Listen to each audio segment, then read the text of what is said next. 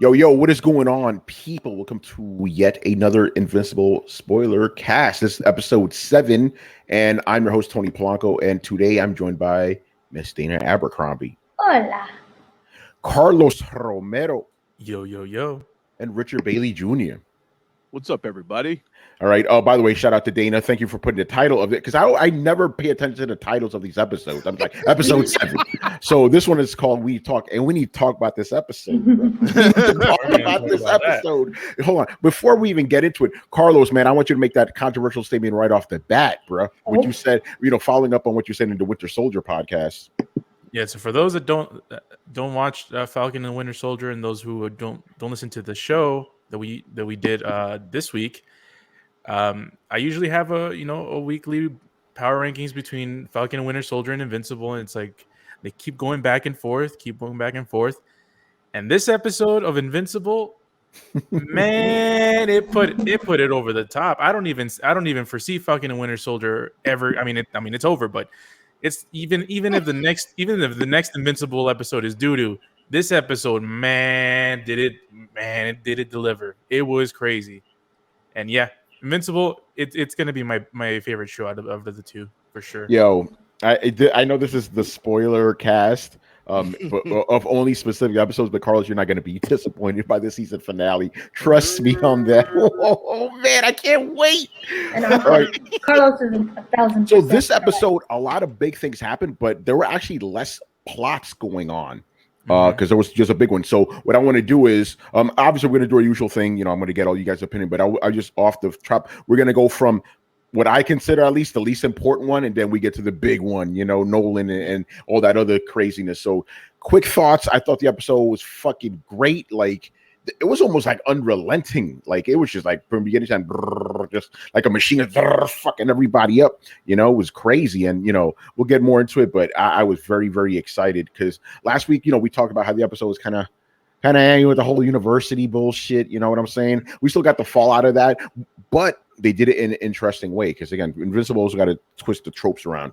But yeah, it was good just to see everything come in ahead. And then for me personally, it was fun seeing all the reactions. People weren't ready for this shit, and they're not going to be ready for next week, So those are my quick thoughts. Dana, quick thoughts.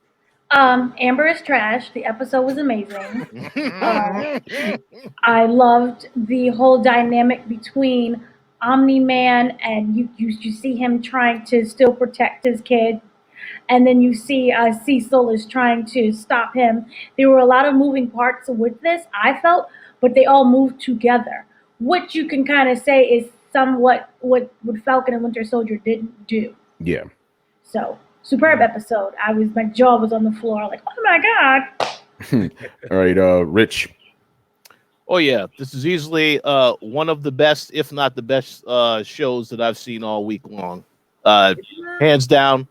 Fantastic episode, plenty of action, and the only thing I could think about is a certain character yelling Omni-Man and then getting his ass whooped, appropriately at the end of the episode. Yeah.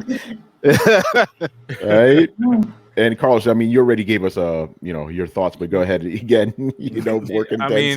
I got another controversial statement just in case if it wasn't clear. Damn, Richie's got more controversial statements than you. This is by far the best episode of Invincible. It's way better than any episode that's ever come out. Even the Battle Beast episode, which was my favorite before that. Yes. This one took the cake, man. And the whole be careful what you name yourself. Immortal, Invincible. This episode was fire. I we'll get more into it, but man, the animation was ridiculous this episode. I can't believe they stepped up their game. It was crazy. Carlos, they were saving the budget just for this episode. I think they were. Yeah, for sure. All right, let's get into it. So again, we're gonna go in like kind of ascending order. We're gonna go from the least and then to the top. Let's start with Mark. His whole thing. Yeah, Dana, you already know. I'm just saying you're picking the wrong character. We're going least. Okay, what was the least one for you? Amber. No, but that is tied with Mark. Oh, okay then. Because you said Mark first. You didn't say Amber. Yeah. So this, the least plot, at least for me, and I'm pretty sure for all of us, you already said it. Yeah, the whole Mark thing with Amber. We saw the fallout of that. whole thing, you know, and he decided to be stupid and tell her, yeah, I'm invincible. Didn't work for him. And again, I liked that because it was a usurping the usual superhero trope. Usually, you know, the girlfriend's all pissed off as shit. The hero reveals himself. She's like, oh, I didn't know. I accept you. I'm sorry that I act this way. She was like, I've known you were invincible. I was just waiting for you to tell me. You fucking lied to me. I'm done with you, right? I'm not defending Amber or whatever, even though I liked her better than Little Orphan Annie and shit, you know, from but like, but think about it. This is a trope of every superhero, right? Like even Superman. Superman's supposed to be truth, justice in the American way, truth, right? He lies to Lois the whole time. Think about that until he actually reveals what he's lied to her for years, right? All the superheroes do that. So, but Lois has the understanding to know why. Oh yeah, obviously. And we're gonna contrast this later to Debbie, right? Because she's an adult. She's like, okay, I know you killed the Guardians. I know you did all this fucked up shit. I don't forgive you. I just want to know why. Like Amber doesn't. You're like, I don't care. Get she's self-centered. You know. But she's a fucking teenager, you know.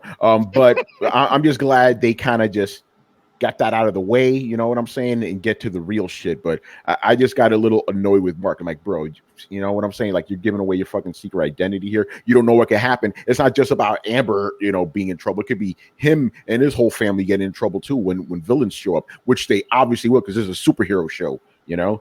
But I'm just glad we didn't fixate on that too much, just so we get to the real shit. So Carlos, what do you think of the resolution, at least for now, of the Amber Mark relationship?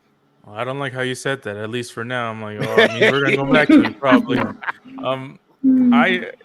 It was a Hail Mary attempt. You know, everyone's been there in a relationship where it's like you're going with the last thing that you can try to do to salvage whatever you have, and that was him revealing his identity. And apparently, she knew, and somehow she couldn't empathize or sympathize with him, because I mean it's a pretty big freaking deal, you know. And it's like they've only been dating for a few months. It's not like they've been dating for years, and it's not like they're married, you know, so, or engaged at that point, you know.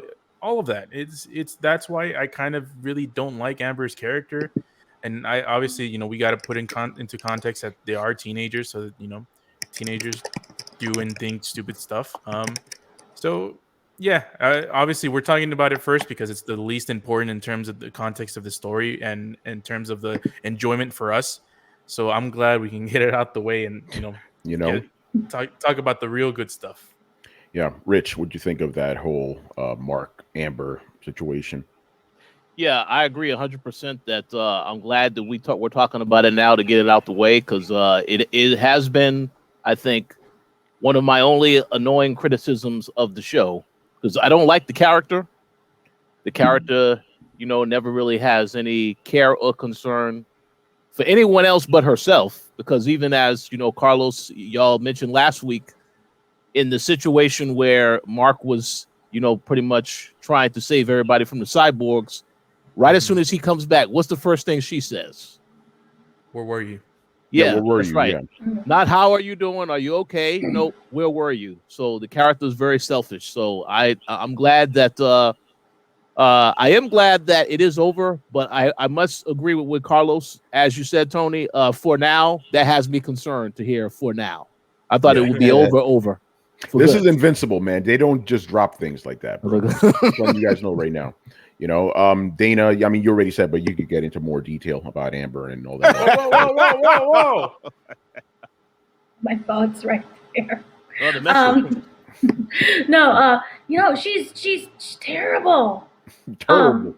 Terrible. Like I said, she is self-centered. She only cares about her and her feelings.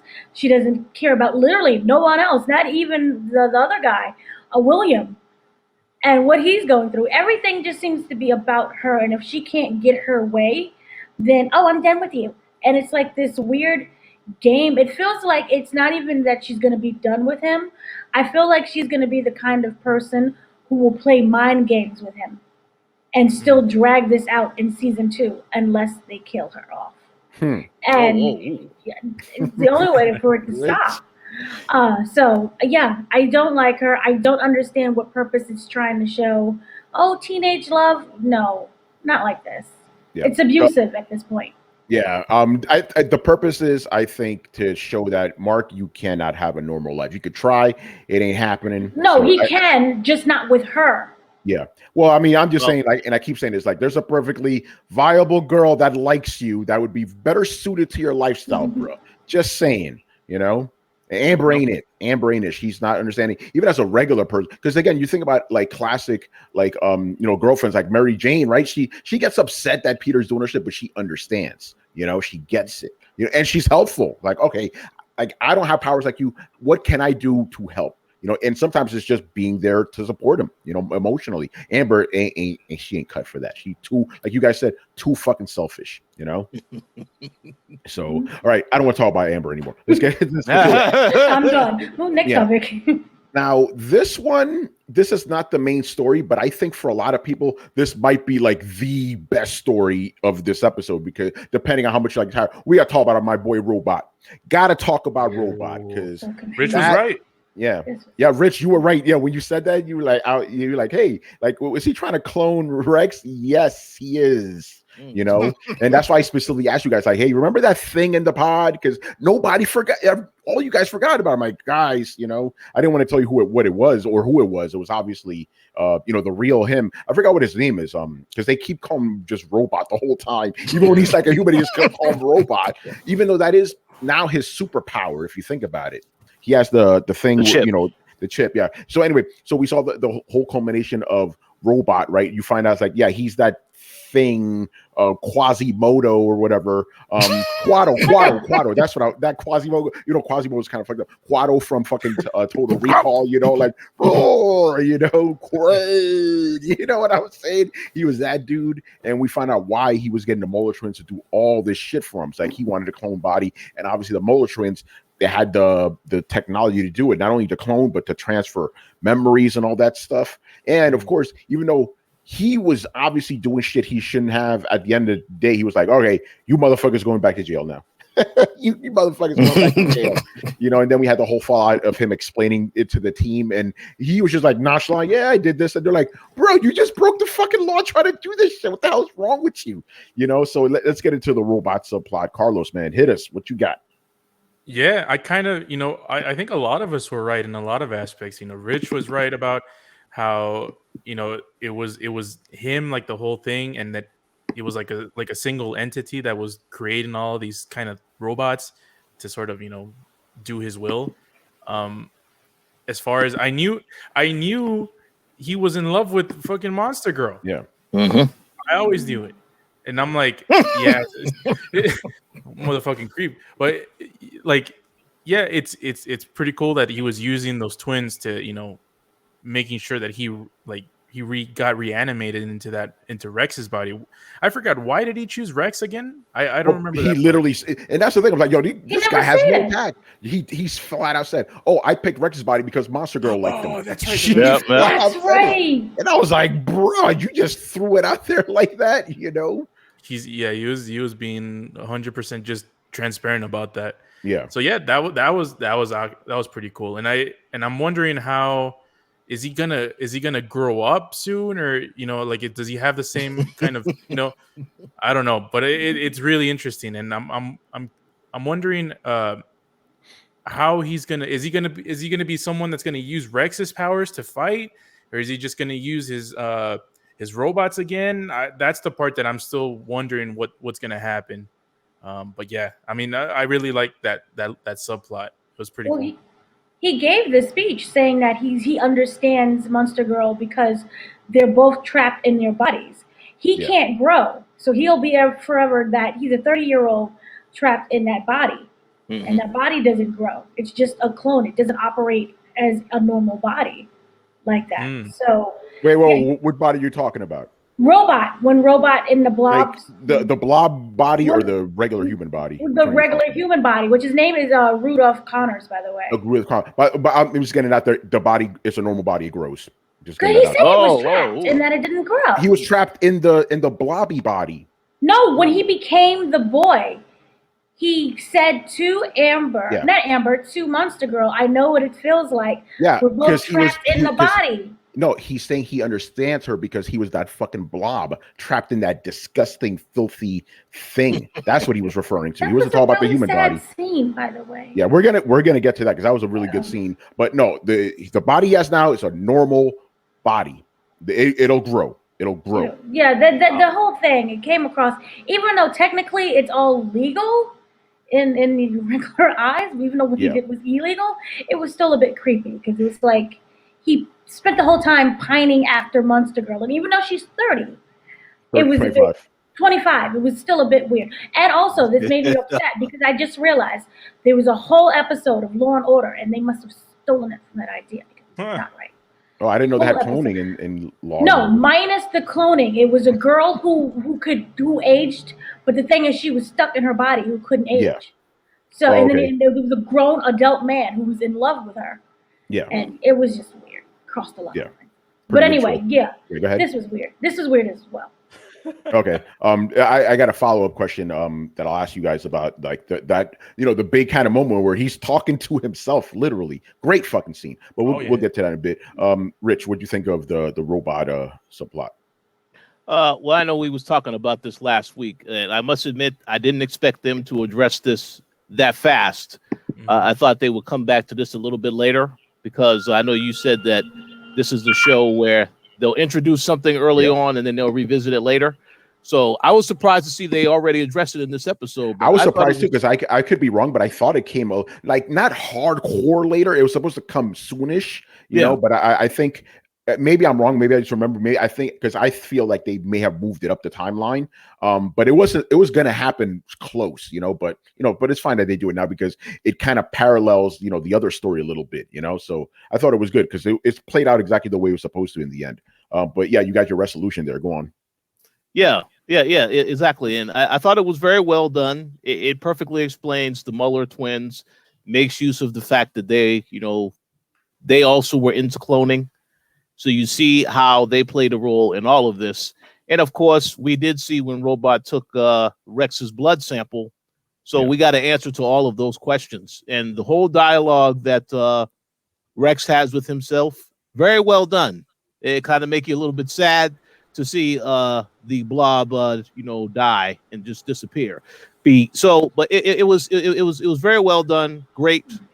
Very curious to see what happens with that character moving forward. Of course, I believe it was, I think it was Carlos mentioned. I know that he obviously has the chip that he's using, but I'm curious in cloning Rex if he also has some of Rex's powers as well, because I don't think that was explored or even explained, at least not in this episode. So I'm curious to see if that is the case. Or even if Rex has his powers because that's how he was born, or maybe he acquired them later, or I don't know how that would work. So yeah, it would definitely change whether Robot has those powers or not. Yeah. And then of course, let's get to the big emotional part of it where what's up, Dana? Go ahead. I have a question for you because you read the comics. Yes. Is that subplot in the comics? Because I thought Robot was trying to either help the team or do something against Omni-Man. His whole mission was to go after Monster. All this is exactly how it is in the books. Like I was telling Rich before, I think they moved it up a little bit in the timeline. Because I was expecting it early in season 2, right? But my memory could be misjudged. But no, all these events, they're all exactly the same. The subplot, everything's exactly the same. They haven't changed that or anything. Selfish. Well, you can't blame the guy. He's been trapped in that Quasimodo body. Yeah, that's fine. Yeah. But the fact that it felt like he did it all just so he can date Monster Girl. Yeah, it was, and he really more. Here's the thing: you're right. He didn't actually break any laws, right? But it was more moral shit that he broke. It's like he took Rex's blood without his consent and cloned Rex without his consent. So that was very fucking shady. And then the whole thing with Monster Girl is like that's questionable too because it's like she's 25 years old, but he even though he cloned himself as a younger version, he's still older than her, right? Like she's 12, he's 13. You know what I'm saying? And then it's like at the moment, it's like he's still gonna grow. She's gonna keep going backwards. So how is this gonna work? You know, so there's a lot of things going on there. And then just like even though he did come out, he didn't leave anything outside. Like he told the team every single little thing. It was still shady because he didn't try to tell him in the first place, you know, because somebody would have probably tried to talk him out of it. But so he's definitely doing some shady things for sure, you know. But you know, hey, love conquers all, I guess, you know, but at the same time, you can tell he's not being like an evil bad guy. He's like, okay, you guys serve my purpose. You're going back to jail now. Fuck this shit. Like he always had that was always part of the plan, you know. I want to mention that this love subplot, even though it's fucking creepy as hell, it's way better than Amber and Mark. Oh, without a doubt, you know. You know, not at all. All the hoops that this dude went through to do that. It's crazy, man. And I'm also, I don't know if this is part of this topic, but the whole Mueller twins and what they were doing on the side. Oh yeah, we'll get to that. You know, we'll get to that. Yeah, you know. So anyway, so we had the scene where they were preparing the bodies. It was kind of interesting because there was a couple little things. I was like, wait, what? Because they were drilling holes into this dude's shit and like it was leaking. I'm like, why? Like open it. And then he was like, I never built this to be open because it would kill him. You know, and we found out later. So you know, the whole brain transfers was a little bit of like drama going on. It's like, oh, we didn't plan for this type of brain or whatever, you know. So they fixed that. So then we had the scene where like I guess Robot 1.0 meets Robot 2.0, and it was cool because they have the exact same mindset, right? But the show didn't say this. Like the younger version of him, he has teenage hormones, so he's gonna be more emotional. So when he sees himself in that state, he's just like, shit, how do we keep you alive? This is, you know, even though he knows the plan, you know, but it's different. It's like you have the 30-year-old version with man hormones and then this little kid hormones. So I think that came into play, but it was really cool. And he kind of had to comfort the younger version of himself to like, it's okay. This is the plan. This is the way it's going to be, you know? So what do you guys think of how that played out? Hopefully the Popo won't take us away. Carlos, you go first. Yeah, it was pretty sad, and then they went through that whole speech about, you know, how they don't really know who's the clone or not, and that's the way that they're gonna, you know, they talked with the Mueller twins about that, and I'm wondering, I watching that, it's just like, man, I want to know this dude's backstory. I don't know, Tony, if you can tell us whether we'll ever get it, but I'm just wondering. How did he get like this? How is he so smart? The whole building robots, and you know, and doing his will, and they're all crazy smart. That part is interesting to me, and it's like, how did he get to this point, and how, and you know, why is he so like stupid smart? I'm wondering if we'll ever get that. Yeah, I don't know if you want me to answer that or not. You know, yeah, better not. All right, I'll leave it alone. It's just something I guess I'm asking myself. I'm like, I'm just wondering if we'll ever get this. Yeah, Dane, I see your lips moving, but I don't hear nothing. Unmute yourself, girl. There you are. Oh no, you're muted again. Uh-oh. Black Jesus. There you are. Black Jesus. Damn, Black Jesus is fucking with you right now, and I can't hear you again. Okay, you can hear me there now. You are. My theory is that robot actually comes from another planet that's far superior than, say, humans. And that's how he's able to control everything and have that intelligence. Am I somewhat right, Tony?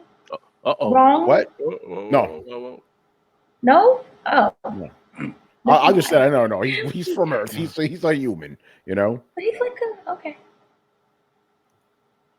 Remember birth defects, you know? Mm-hmm. And this is still a comic book. It's a birth defect. It's a birth defect, you know? Oh, I thought he was like from another planet or something. No, it's a birth defect. He's a human. He's a regular human. That just makes it even more sadder. You know? Think about it like this. It's like a Steve Hawkins. Yeah. No, Steve Hawkins, he was born normal. He became like a robot. Yeah. Was like that from birth. Mm-hmm. Yeah. Well, that's just sad. He was just born deformed, you know? So yeah, that's what makes the story tragic. So he had to live through it. He's not coming from a race of people that look like it. If he came from a race that people look like that, we would look ugly to him, you know? Yeah, I mean, and he's 30 years old, and I'm wondering how long he's been as robot. because I'm surprised that he finally, like, the thing that motivated him to do all of this was the fact that he was in love with Monster Girl. I'm like, Yeah. so this is the first girl that he fell in love with. I'm wondering if he's ever fallen in love before and tried to do this. Or I this don't know. was It's a good only, question. A good question. Yeah. or like if this was the opportune time to actually do it, or because 30 years is a long time. Yeah. But Yeah, you're the right way about how that. I got it was that he kept, during the speech, which was so sad, he explained how his entire life he lived in pain. Yeah. And so I would have appreciated if they kind of went with that a little bit more and said that's why he transferred his body. And then they said they'll both feel, he'll still be stuck there in pain, and that's why he died. Yeah. But Well, it was both. instead, Like he wanted, like Monster Girl was obviously. Here's the thing: he must have had this plan for a while, even before Monster Girl. But I think Monster Girl was the impetus. Like, okay, I'm going to do this. He's probably had this for a while. And then he obviously saw the Molar Twins. Like, oh shit, hold on, that may be the solution to everything. So that's what I think. By the way, this is not me going, oh, this is based off comics. Is because they don't really delve too deep into that. So that's what I'm guessing happened. Like he probably had, because he's a smart guy, he's probably had the plan like, okay, my body sucks. How do I leave it or maybe fix it, whatever. So all the Molar Twins, what was going on there. And then he was like, this is my chance. And then he sees Monster Girl, gets some feelings like, okay, I can make this work now. It's just, how do I do this and keep these assholes in line, Because he never had any intention of fulfilling his request at all. Even the Molar was like, hey, he fucked us over, this asshole. Even with the collar he made for Immortal, it didn't work, So he definitely had all the pieces in place. It's just like we said, how he goes about it. It's kind of very robotic, Yes, but it's better than taking over someone else's body without their control or one thing. Like Wonder Woman. That's right. Yeah, because think about it, he just made a clone of Rex, but he didn't take over Rex's body. He didn't. Right. He's not trying to do that. Go ahead, bro. Imagine the biggest plot twist: Robot hooks up with Adam Eve. Oh man. And then the other little, we got to talk about the fucking robot part, bro, because he brings this big ass truck in there, and that was part of the plan, like, because he knew the Moltrons were going to try to screw him over, because as he said, he was just a defenseless little kid, not only a defenseless little kid, but a defenseless blob monster. So he knew the Mauler Twins was going to get in there. Although you could still see a little bit of like sympathy from the Mauler Twins in a way. You know what I'm saying? They like even looking like, damn, man, it's kind of fucked up. We got to help this dude, But obviously he knew those guys were going to betray him because they're fucking, they're villains. That's what villains do, So yeah, the robot part, and I like how the twins, even though they're independent of each other, they were like working in coordination, building this crazy weapon and shit, but they couldn't match Robot, who had literally a bunch of robots he could control, So what'd you guys think of that little fight scene? I loved it. I would love to know, how do animators choreograph fight scenes? Because storyboards. I know, but like to actually sit and plan it out, and then they'll punch and then that, and I think it was choreographed really well. All of their fight scenes are, and it wasn't necessarily, we're so used to the brutalness, and we'll get to that fight scene later. Yeah. But this one, despite, it wasn't, because it was like a robot, so it wasn't tons of brutality. This is a bunch of robots fighting each other, but it matched really great dialogue. We knew how to breathe with that, while also having this really great fight scene. So I really love what they're doing, or just overall, and how much different it is. Like each person, their fight style is different than the other one. Yeah. So that's what I love. Just overall about the fight scenes. Yeah, well, we're gonna get to those, because those fight scenes, they went to a whole other level. This was like the lesser of the fight scenes, if you really think about it, compared to some of the other ones. Carlos, what do you think of that little? Because I know you like mechs, bro. So that was a big note for you. Yo, man, I was like, damn, this showed up out of nowhere. I'm like, there was like that truck thing, and I like the twins, how they were, they were like, they knew what they were doing. So it's like, okay, you do this, like we're all thinking the same thing. So I like that dynamic, and yeah, it was shooting beams, it was going crazy. I'm like, yo, man, the only thing, it's like, you made this thing too slow, man. This is a small space, like you're at a disadvantage. But yeah, it was pretty great, and I mean, at the time, that was like the only fight scene we got. So I'm like, oh, it's a pretty cool fight scene for the show. just Yeah. we didn't know what we were going to expect later. But yeah, it was really good, man. I really like this scene. Yeah, and obviously, how do you guys think that fight would have ended? Because obviously, Robot had a dip. Once the big emergency happened, what do you guys think? You think he would have actually gotten the Molar twins in the end? I don't know. I don't think so, actually, because especially because he would need to leave that little shack or whatever, that little room, because Yeah, it was a huge ass nah, mech on a small. little room. Yeah, so I think he was at a disadvantage there, especially since the body was there. The little Rex dude was there, so it was a potential vulnerability for the mech. So I think maybe the twins would have had an advantage there. I'm going to agree with you just because of the fact there's two of them. They're both those guys are really, really smart. And the big vulnerability is, Rudolph. Let's just call it Rudolph, or Robot. It's kind of Rudolph. That's Rudolph the Robot. That's kind of fun.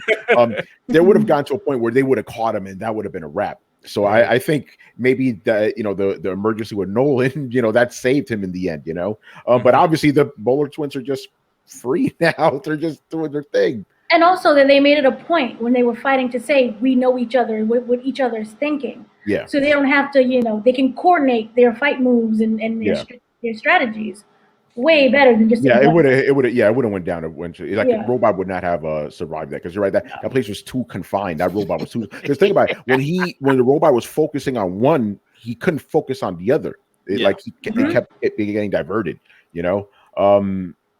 Anyway, do you guys want to do the Immortal thing right now? Because that kind of ties into the other thing. Because that was the Molar twins' big thing. It was like they want to bring Immortal back, and let's just talk about it. That didn't go the way they expected. So yeah, they got his body. They put the head back together, and you saw like he was healing himself and stuff. So they wanted to put this collar on him to control him, but shit didn't work. So what do you guys think their ultimate plan was with Immortal? Oh, no, go ahead, Rich. Go ahead, Rich.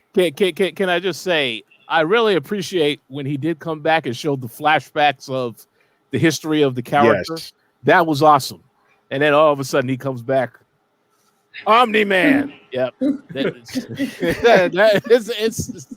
Of course, it was a failed plan, but I have to say that was a pretty good attempt. Yeah, I like how they said that he was John Wilkes Booth. That was crazy. By the way, his origin is almost exactly like Vandal Savage from DC Comics. Vandal Savage is this caveman who found a meteorite and lived for like 10,000 years. And with in Immortal, it's just like he found a portal when he was a caveman, then lived all this time. So and he even looks like Vandal Savage too. So there was no like hiding who he was supposed to be. Just like the Guardians of the Globe, the originals, they're Justice League. But yeah, so any thoughts on that? The whole Immortal little subplot with the Molar twins. Yeah, I'm not sure what. I mean, I guess the reason why they brought him back is because they needed muscle. They needed someone they can control that they go either take over the world or do their own thing without being bothered. Because I don't think they would bring him back just to get back at Omni-Man. I don't know if they even know that since they were at jail this whole time. So yeah, I think they just brought him back to control him, and obviously the little schematic thing that they had, that thing failed. I don't know. They got that Dollar General thing. No, Robot fucked. He's like, I'm not giving him the real shit, man. Oh yeah. He didn't give him the real shit, and Immortal's way too powerful to be controlled for something that's not the real thing. Yeah. So, they fucked up, and Immortal's let loose. I say, yeah, we'll get to that in a bit. Dana, what do you think of that little resolution of that subplot? Because we were wondering, what the hell are these guys doing? Yeah, that was something I was not thinking at all. I thought it was part of cloning and something else much larger, or some other little alien thing they was keeping alive. But that was a really nice twist to my stupidity. So I really like everything's an alien. Everything's an alien. Everything's an alien. It's a good show. It's aliens. So no, I really liked what they did with that. The collar they got from John Walker, he made it. So I thought the whole thing was just really, really well done and hilarious on how it just fell apart. And then like how they was like, I thought they was gonna do like when they did the whole flashbacks of like remember who you are, and all of a sudden it was like instead of remembering his what he is and everything else, he went to Omni-Man and that Yeah, failed spectacularly. because that was the last memory he had. Like, oh shit, this motherfucker. Gotta get it. All right, yeah, let's get into the Omni-Man because we saw like this thing come into a head. So it started with the kind of fallout of the last episode with him and Debbie, and they were just talking about it. And again, just to contrast the whole Amber thing, she's not happy. Obviously, she's pissed off, feels betrayed, but she at least wants to understand. She's trying to. You could tell she's trying to give him a reason. Like, hey, if you could just tell me why, I could understand. But he was still mad hesitant. He still didn't want to do it because he's like, trust me. He's like, why the fuck should I trust you? You're not telling me everything, And she just said, get the fuck out of my house. My man makes another like 3 holes in the house and shit. Like, bruh, I'm pretty sure that's his house, But so that was kind of crazy. And then when that happened, that's when Cecil said, all right, that's it. Gloves are off. We're taking this motherfucker down. So let's talk about that for a little bit. The whole fallout of Nolan, Debbie, and Cecil coming in and trying to stomp his ass out. Carlos, you go first. Yeah, I thought he was ready to explain everything. I was just expecting. I'm like, oh, this is where he's gonna tell us. This is where he's gonna tell us what the hell's going on with him. But no, he didn't tell her, and she's obviously pissed. And I understand. It's like he's put all of this, all this secretive stuff, and hasn't told her yet, and she figured him out, and he still wouldn't tell her. So I would be pissed if I was her too. So the dude dipped, and I'm like, oh, now what's gonna happen? And then we see the Cecil and his group, ready to they're all ready to just come in, and they're all I'm like, they're all ready to show up, and they took her, and oh man, I'm like, I knew at that point, I'm like, all right, this is where it's gonna be like, shit's gonna go crazy, and yeah, I'm still wondering what the hell is Omni-Man thinking, man, because he obviously, something that I've learned just from watching this show and from Omni-Man, like obviously he has some things that he's hiding. He's got skeletons in his closet. Maybe it's because he's a Viltrumite. Yeah. Or maybe because he's crazy. But he obviously, I think he does love his wife and his kid. And I'm just, why the hell can't he tell her? He obviously didn't know that people were monitoring the house. Yeah. I think that's the. No, he didn't know. So we as we saw later. As we saw later, yeah, that's right. When we found out, bro. Oh shit. So, yeah, it makes me even more curious. What the hell is he hiding? And just shit hits the fan right after that. All right, Dana, what'd you think of that part of the story, at least? That part of the story, yeah. It made me start thinking because their relationship that he has with his wife seems to be very close. So if it's something that is, dark or whatever, I feel to me that he's able to talk about it with his wife. But with this one, you see that he wants to, but he's unable to bring himself to do that, which I think maybe, it may sound weird, it's something that he's trying to hide from her for her own protection and for Mark's protection, because it just doesn't make any sense because they're so close, and she seems to sound like someone who's rational and can bounce ideas off with you. And if they have to go and flee, I can see her being like, let's go and flee and do that. But to me, it seems like it's something that he's trying to protect her from. And before he bust through the whole house, he started off with monologuing to himself, kind of trying to explain to his son what was really going on. Yeah. And I think that he only did that because his son has kind of the same powers that he does. Obviously not as much as greater as him, but he can probably help him in terms of that. And to me, it really felt like he was trying to protect Deb, and he's willing for her to be mad and angry and everything else, and he's still not going to tell.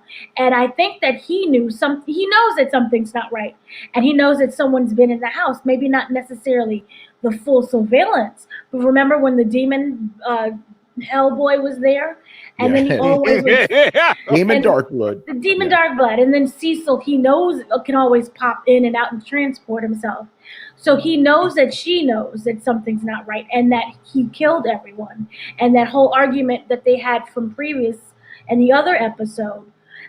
So to me, it's he's trying to protect them from something much greater. He won't even tell Cecil. So it's something much darker. What it is, Rich. I don't know. Yeah, we will see. Rich, go ahead, man. Thoughts? Yeah, absolutely fantastic storyline, excellent payoff as far as figuring out what was going to happen from last week. I know we had spoke about this last week, and I had said, well, I'm very curious to see what's going to happen when Mark finds out, and we got an answer to that at the end of the episode. So obviously, there's a lot that Omni-Man is not telling.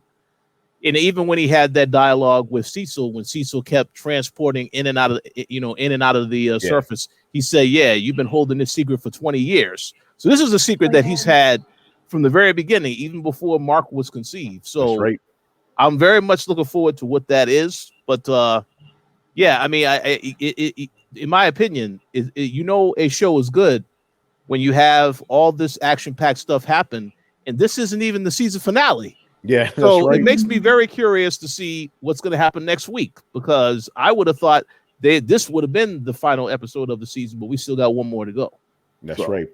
Yeah, and then so like you said, he went off to the mountains. He's preparing himself to tell Mark the truth, right? Then after that, he comes back home. Debbie isn't around, right? Because she had already been taken, right?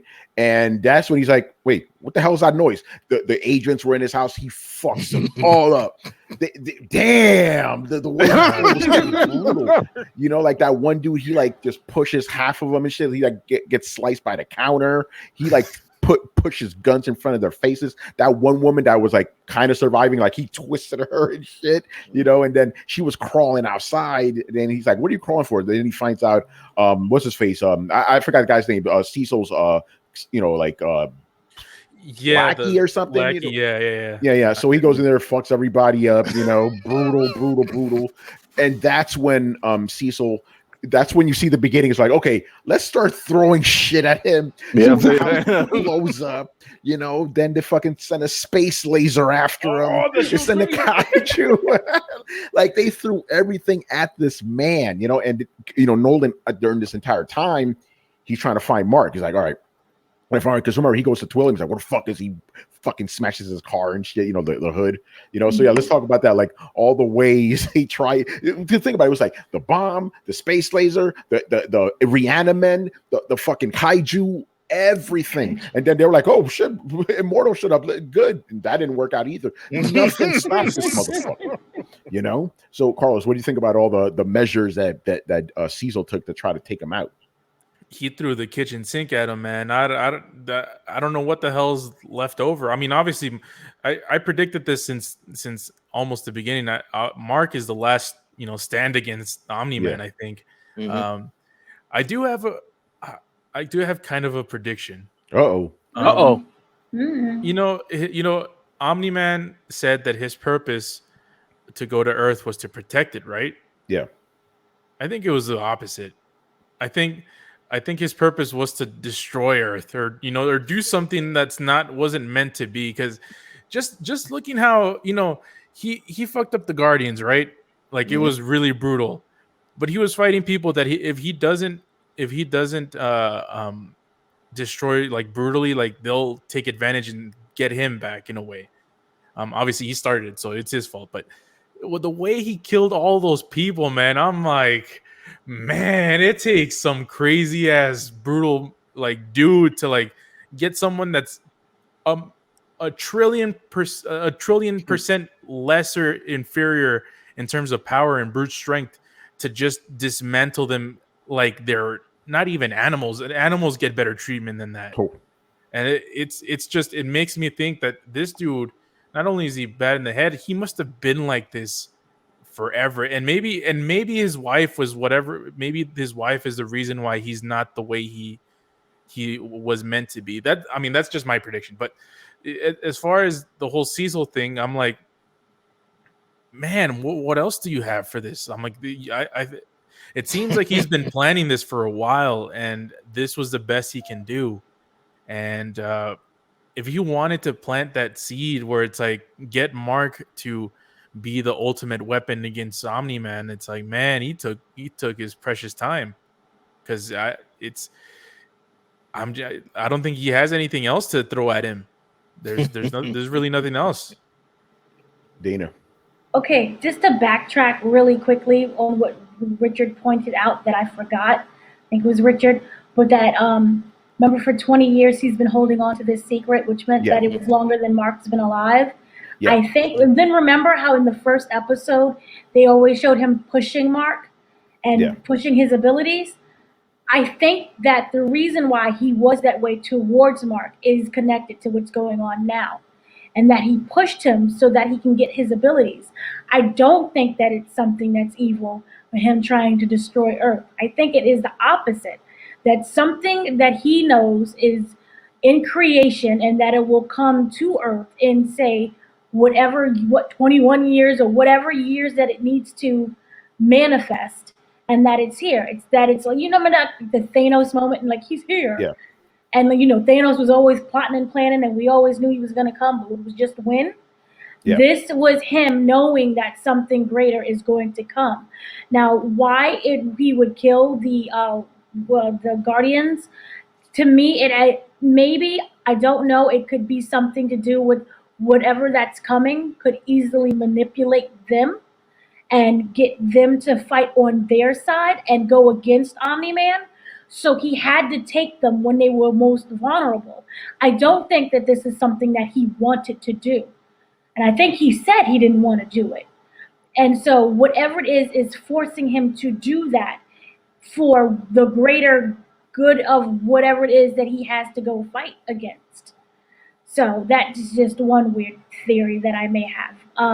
But to go back on the topic of when he was dusting everyone who tried to come after him, it just shows how incredibly unstoppable he is, and that they spent $500 billion they spent a lot of money on that one piece of technology that he seemed to always knew where it was at, where it was that it existed. And I was wondering if this was something that was to protect Earth from him, like they knew that he could like switch, or you know how you just don't trust someone in general, because Batman didn't trust Justice League either. Or was it just something that happened that was built to protect Earth in general from whatever invasion that came? But I thought that entire sequence was it was well done. It was funny. It was brutal. And the fact that the house just no longer exists, even though it had like the holes and everything, I was just waiting for it to fall apart on its own.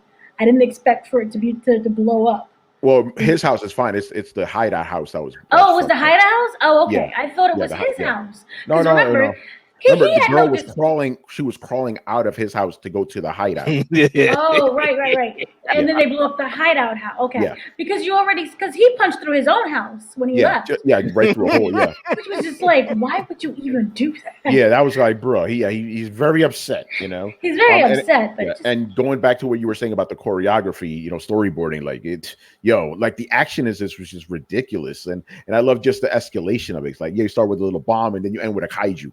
Basically, it's like, damn, and they even said with the kaiju, it's like, we turned off its pain receptors, we drugged it the fuck up, because Nolan had beaten it already before, Right.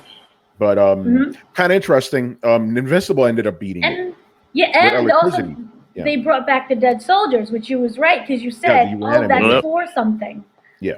So that was nice. Again, I just always keep in mind, Cecil never lets an asset go to waste. He even said it, like, I do not let any assets go to waste, and he even said it, like Debbie goes to him, because Cecil was doing some fucked up shit to try to kill Nolan, right? She goes, this is why I've always hated you. And he goes, yeah, this is why I hate me too.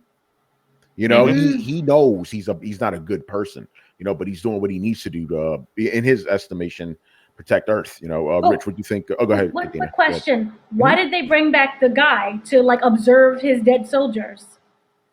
What was the purpose of him being in a room? He wasn't observing. He built them. Right, but why was he still in the room? Because technically it would Oh, still be a that was just criminal. that was just the show. Like, hey, this guy's still around. Oh, okay. Yeah, but that's all it was. But it was kind of funny. You still see him fucked up from the last fight, you know. Oh, yeah. Yeah, Rich, what'd you think of all the measures they took against Omni-Man and their ultimate failures? Well, actually, yeah, Dana took the words out my mouth again. Yeah, shout out to you because you had teased last week. Oh, those cyborgs, we'll probably see them again. And yeah, I found it funny how they was immediately used to try and take out Omni-Man also. I thought it was fantastic that they kept throwing things at him. I definitely expected the kaiju to get the job done, but then, of course, Mark intervened and helped his dad defeat him. So that was interesting. But yeah, to know that they now have no other resources to take him out is... Because I do believe that the plan has always been for Mark to be the one to take out his father. But I was just curious as to, I figured that would, again, this is something that I don't know in the comics if it was accelerated this fast in the comics as well. You would have to confirm that if it was the same scenario or was it something that they played out over time. No, this whole thing was this is the first 13 issues of the comic book. Okay. Like basically the next episode is issue 13 or 12 and 13, you know? Okay, cool. Okay. Yeah. All right. So here's a question that I do want to ask though. Yeah. They used all these resources to try and take out Omni-Man. So I have to ask this question. Maybe y'all can answer, or maybe you can answer, Tony. Yeah. Because you read all the comics.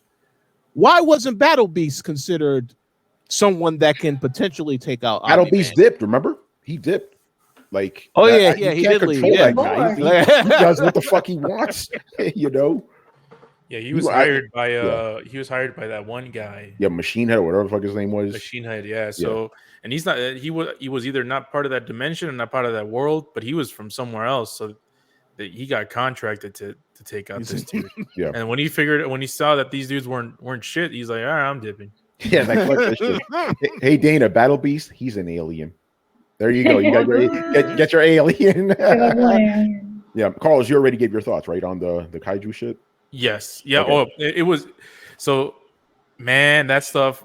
Like, remember at the beginning of the season, I'm like, yeah. One of the things that I don't like about this show is just the animation. I think I would just have issues with American animation in general. Yeah.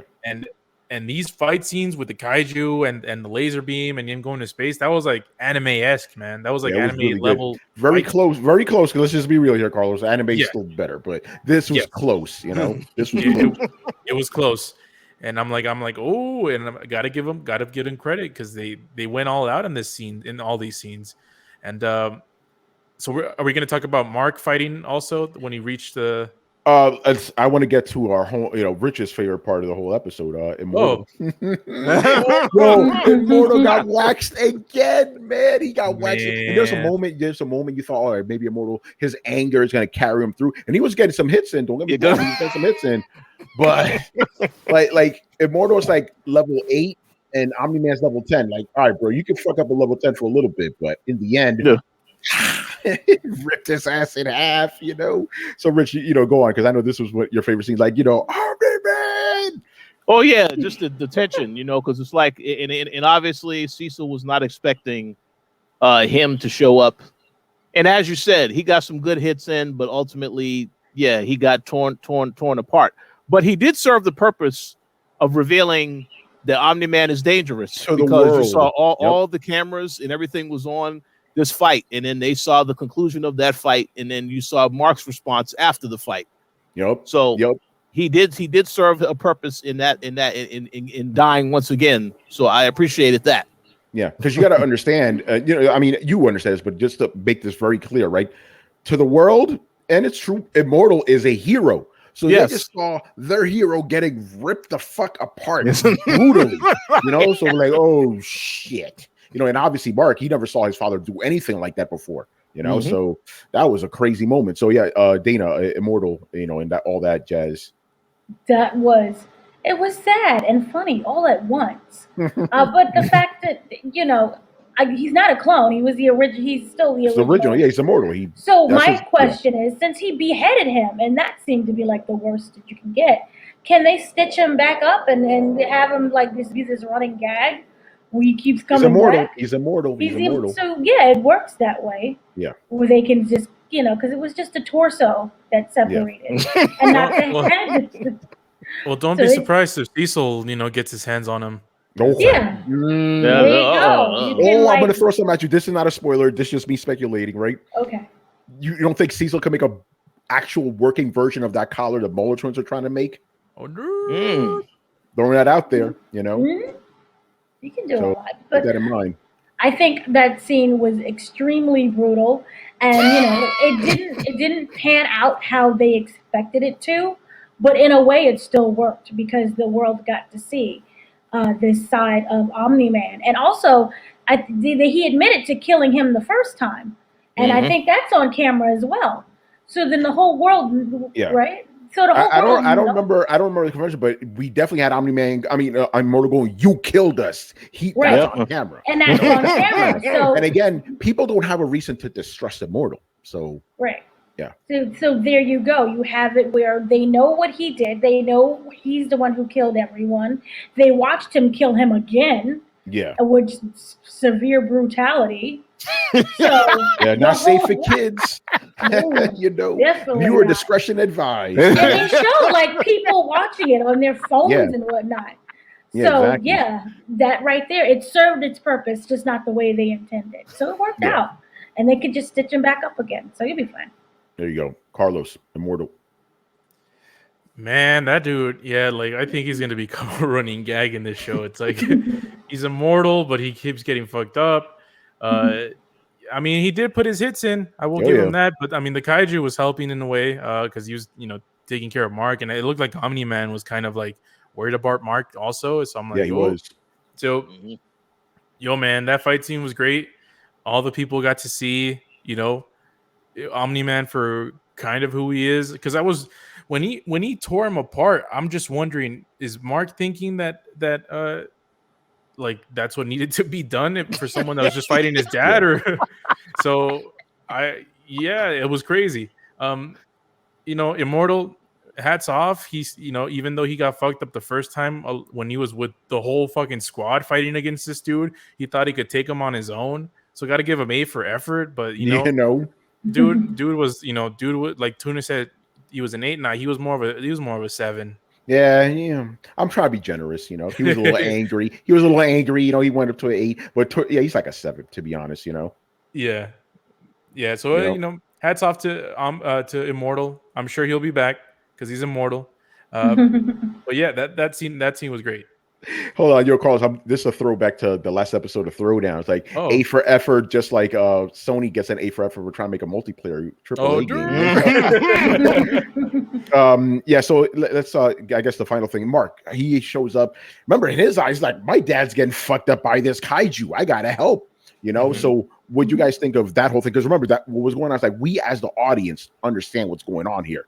Cecil's trying to protect Earth. His mother knows all. We know all that. Mark is ignorant to it because he's still like, "Oh, Amber left me." I feel some type of way, So, Carlos, go ahead, man. What do you think of Mark's involvement getting in there? And he was getting it in too, man. He was actually helping against the kaiju. He was getting fucked up too, but he was still helping.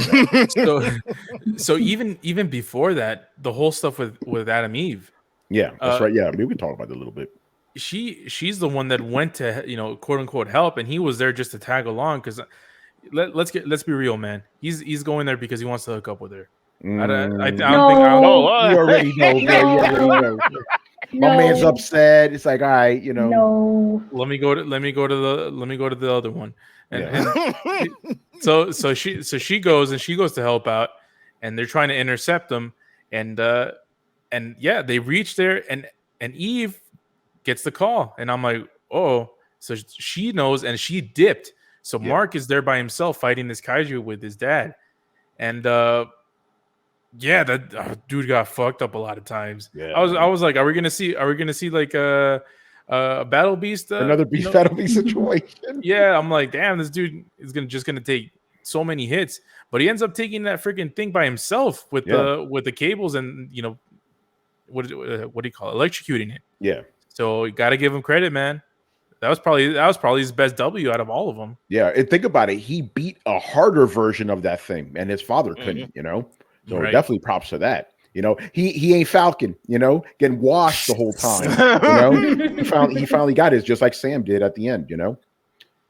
So Dana, what do you think of Mark and, you know, that whole sequence with him not knowing exactly what's going on? He's just like, Yeah, no, that I'm my came father. across as really realistic. I mean, when you see your dad getting your behind beat and you know that you can kind of fight as well, you're going to jump in there and try to do what you have to do. So I understood that completely. I'm happy he didn't die this time. Yeah, so that was a good thing. But yeah, that needed to happen in order for him to see what his father really is. And plus, you always see throughout the whole season that love that he has for his dad. So yeah, it came across as really realistic. And also, just to backtrack really quickly, with Omni-Man, remember when he arrived at the house and he did that like superhero stomp thing, and William was in the car? Yeah. At that moment, I swear I thought that he was going to kill William. Really? Oh wow. It just did not feel right. But then that goes to show I don't view him as being evil. I view him as someone who has to kill out of necessity.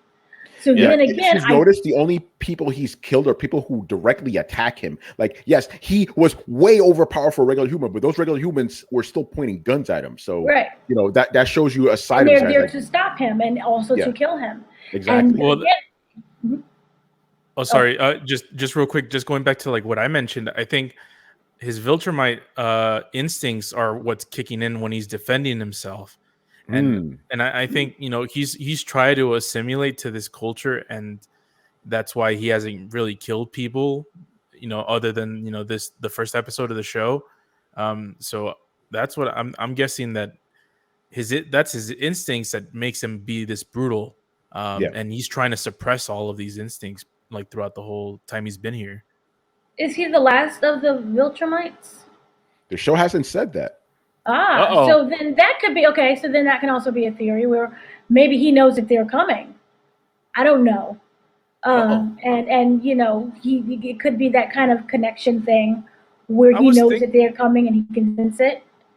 So Dana, I was thinking that, but then you got to think, if that's true, then he would want to make as many kids as possible. I would think like he try to reproduce with every human. Be like, all right, we need an army. Well, hold on. What's to say he hasn't? Yeah, whoa, Rich. I mean, yo, by the way, you see the smile on my face right now, man. You guys are half right about some of this shit. It seems to me like, you know, this show, the theme about this is cloning.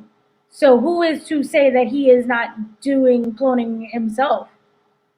I mean, it just doesn't know. I don't see him running around being with a bunch of women. I would maybe a cloning thing. Well, he's not that smart. I don't think he's like that he kind ain't of robot smart, you know. Yeah, he ain't robot smart. He ain't even Muller twin smart. He's just a brute force kind of guy.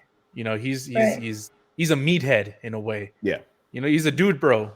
A really strong one like that. But that 70s mustache, you know. Yeah, exactly. Yeah. Any last thoughts on the Mark situation? Actually, no. We talk about his reaction. You know, because not only like the reaction to seeing his father ripping this motherfucker apart, but just the final line, like, Mark, we need to talk. Like, you know it's about to get real. So what do you guys think about that? You know, it's definitely about to get real. I think. Well, I know y'all already mentioned that we know that the kaiju was very close. You know, did a lot of damage to him. You know, obviously was very close to taking Omni-Man out, but then it took Mark to beat the kaiju. So I think if Cecil's theory is correct, he sees this, he says, yeah, this is exactly why I feel Mark is the one that could stop Omni-Man. But obviously we'll see if that is what actually happens. Yeah. Any last thoughts on that? Because I want to move on to, you know, the final part is like predictions. I'm definitely curious about what you guys have to say about that. You know, the next episode. Obviously, Mark was upset. I mean, or not even upset. He was just shocked because I don't think he's never seen his dad just dismantle someone like that. And obviously, it was Immortal, and Mark knew who Immortal was, so he knew. I mean, he obviously doesn't know everything, but he kind of, you know, there's things that make him confused. And whatever Omni-Man is going to explain, I think that's going to be and we'll get to the predictions as well, but that's going to be the crux of what the next episode's going to be. Yeah. Dana, last thoughts on Mark finding out, or Thoughts and seeing his prayers. father. Yeah, seeing his dad being so brutal. This was a very emotional episode, and it's not just him coming to rationalize, watching what his father did, but whether or not he's going to listen to his father, because then it could go that other way as well, where it's like he's so upset he does everything that he has to say may be a lie. He would consider it to be a lie. At least I don't hope that this ends up becoming, lovey-dovey, it's okay, Dad situation, because he seemed genuinely like confused and hurt all at the same time. And to know that, your dad is a killer, everyone sees that. So that also has ramifications on you. And the fact that he said, Mark, we need to talk, he gave his son's name, and everyone heard that as well. So Yeah. does this have implications on Mark and his identity? So I wonder about that. But I was so upset that it ended. I really need to know what's gonna go on. Like, I get Wait a week.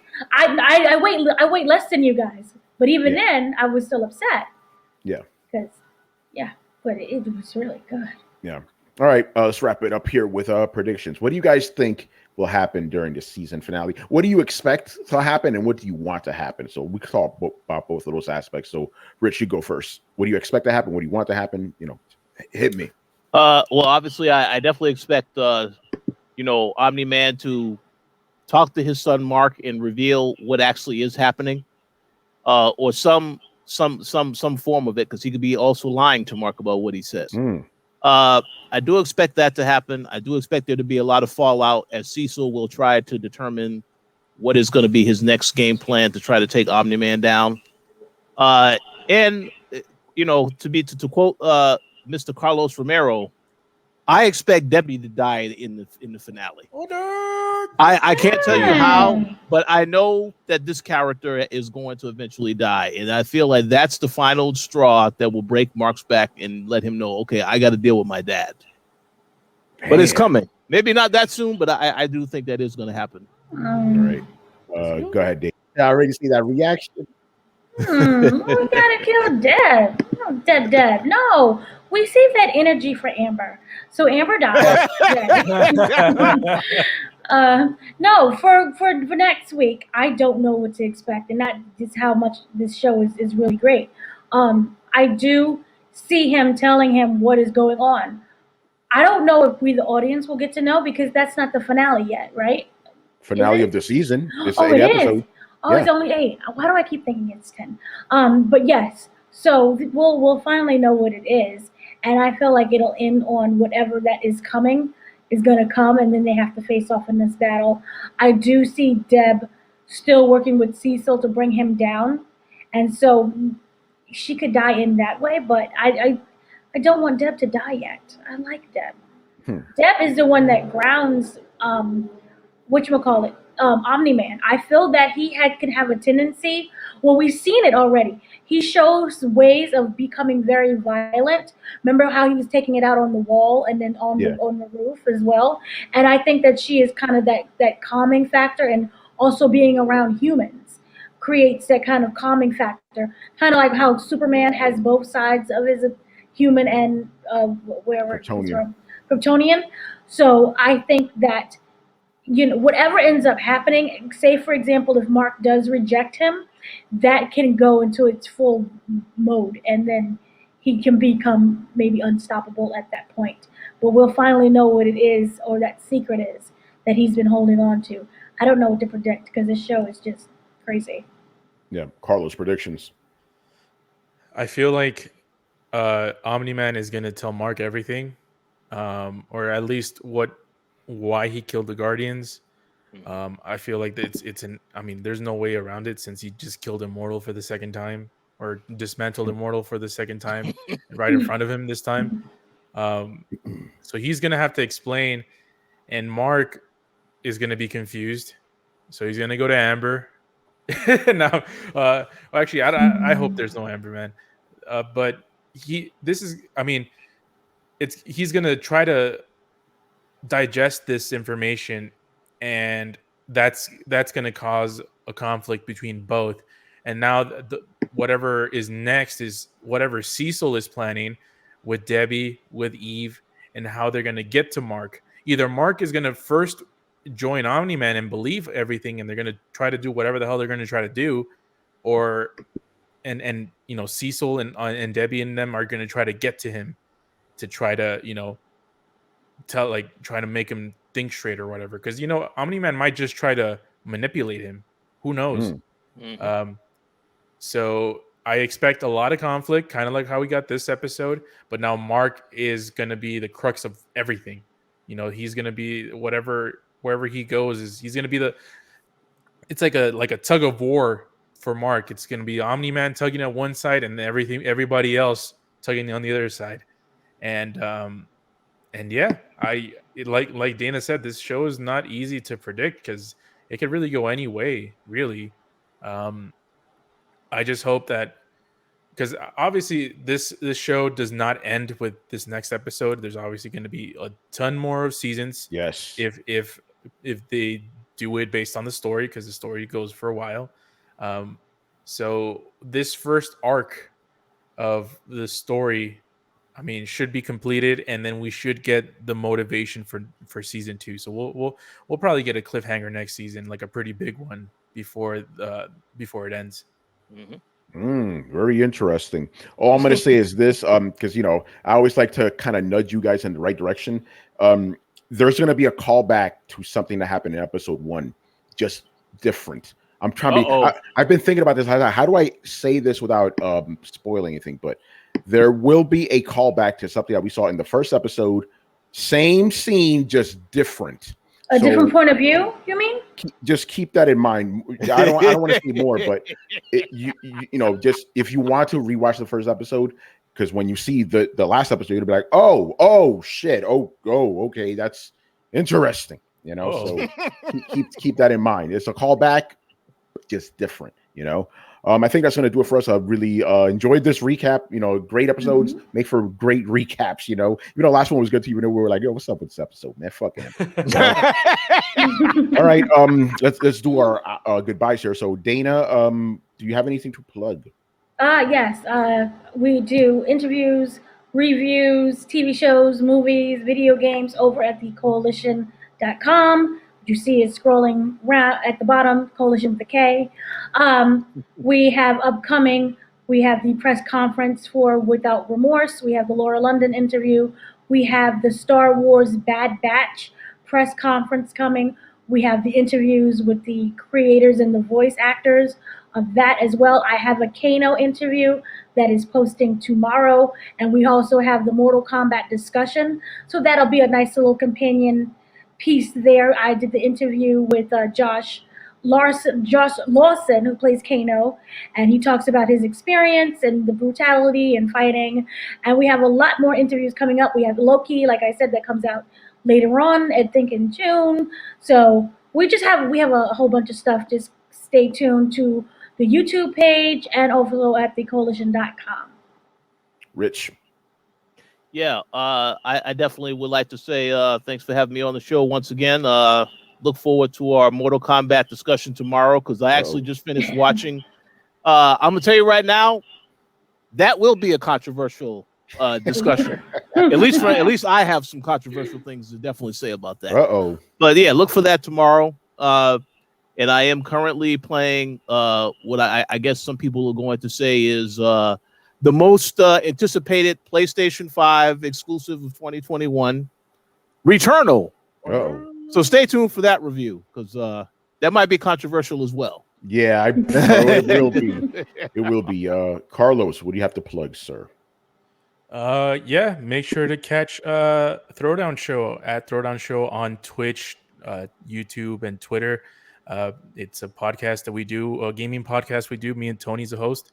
It's every Thursday and Sunday we do live shows where we talk about video games. Make sure to catch that. We also have a Discord where you can find the links on our Twitter page, so you can join and talk games or anything else, really. So yeah, thanks for having me on, and can't wait for next episode. There you already know, man. Yep. Carl's already said Throwdown Show Thursdays and Sundays at 10:30 p.m. Eastern, and you can find me over on Twitter where I will always be talking a lot of shit at Romudeth, ROMUDTH, and like Rich said, I will also be reviewing Returnal. That's gonna, man, I got thoughts, bro. I got thoughts on this game. You know, I already said I tweet about it already. It's like this.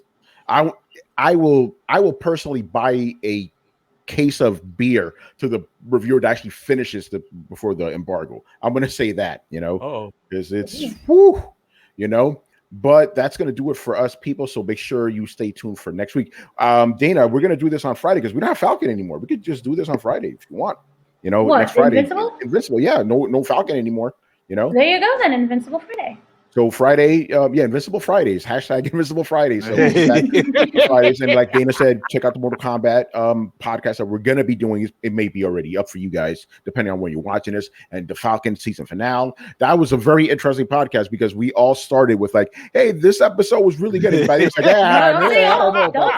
Dana was the driving force. Yeah, we were all looking at her with side eyes, like, "What the fuck is she talking about? This is good." And then by then we're like, "Oh yeah, there were some issues." You know, John Walker, man. All right, people, we'll see you next time. Later. Peace.